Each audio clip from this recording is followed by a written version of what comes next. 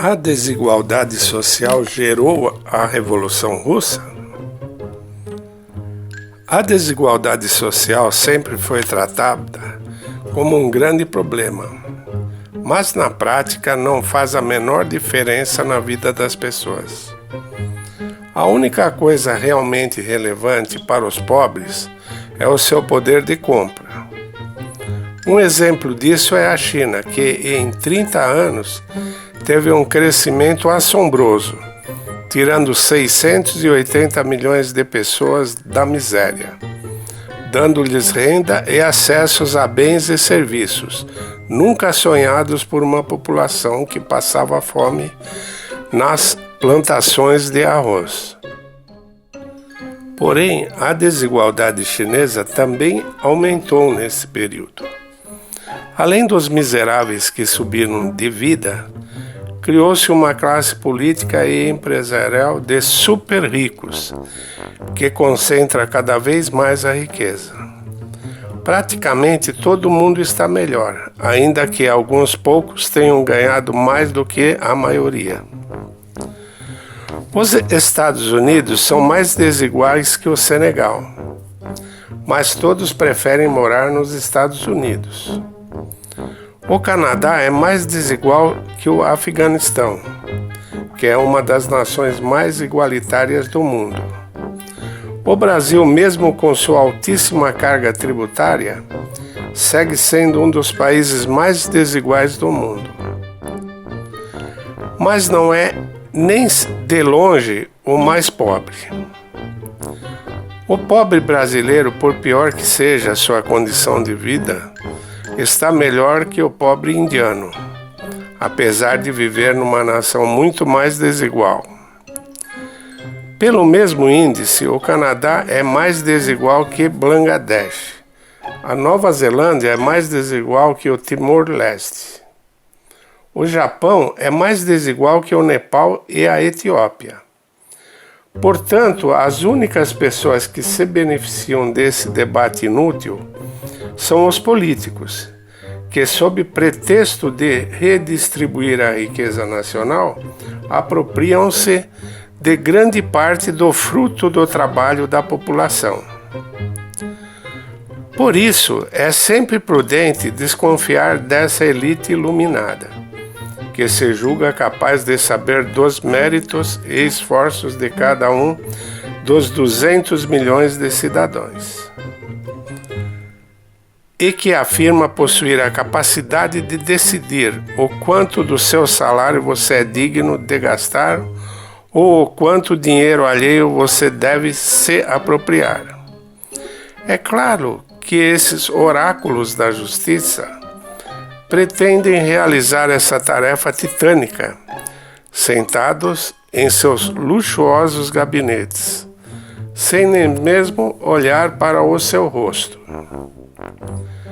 A inviável tarefa de redistribuição já foi intentada centenas de vezes, mas o máximo que esses demagogos populistas podem garantir é uma tributação abusiva que gera desemprego e aumento de preços, algo muito mais danoso aos pobres do que aos ricos. Vulgarmente, a desigualdade social é explicada por meio de uma simples fórmula de subtração. Para muitos, uma pessoa tem muito, porque tira de outras que ficam com pouco. No entanto, a economia não é como uma gangorra, que, se um abaixa, o outro levanta. Muito pelo contrário. A decadência dos ricos gera a quebra dos meios de produção e, por conseguinte, o desemprego, que é danoso aos pobres. Os dois caem. A decadência dos pobres tira o poder de compra de boa parte da população. Sem mercado consumidor, as empresas fecham, o que é danoso aos ricos. Os dois caem. Uma economia saudável pode beneficiar a todos, ricos e pobres, empresários e trabalhadores. Para Simon Cousins, 1901 a 1985, o crescimento é como uma maré alta. Levanta todos os barcos, ou seja, levanta tanto um transatlântico como uma jangada. Em um cenário normal, apenas esses argumentos já encerraria o mito de que a desigualdade social gerou a Revolução Russa. Mas, para excluir qualquer contra-argumento, vamos criar uma realidade hipotética. Suponhamos que o povo russo fosse mesquinho e invejoso, e que o simples fato de ver alguém bem o deixava mal. Será que a população apenas movida pela inveja seria capaz de fazer uma revolução? Porém, os números provam que mesmo em um ambiente moralmente perturbado, isso seria inviável. No coeficiente de desigualdade social, CTBA, a Rússia no início do século XX teve um índice de aproximadamente 6,3, o que era muito menor do que nos países da Europa Ocidental. Por exemplo, nos Estados Unidos, o coeficiente em 1913 a 1917 era de 16 a 18. Em 1929 era 18. Em 1950 era 16. E em 1970 era 18. A desigualdade de riqueza existente no Reino Unido era enorme, atingiu 22,5. Em outros países europeus, a desigualdade foi menor do que nos Estados Unidos, mas maior que na Rússia.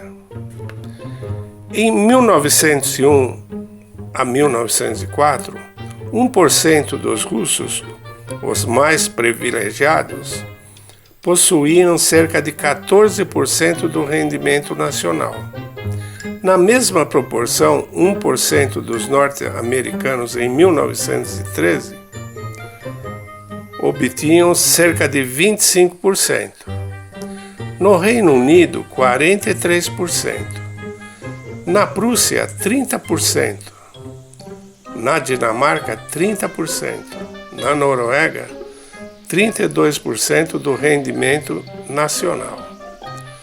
A partir disso, podemos concluir que a desigualdade de renda na Rússia imperial não é um fator relevante para o desencadeamento da Revolução Russa. Quer saber mais sobre a Rússia imperial?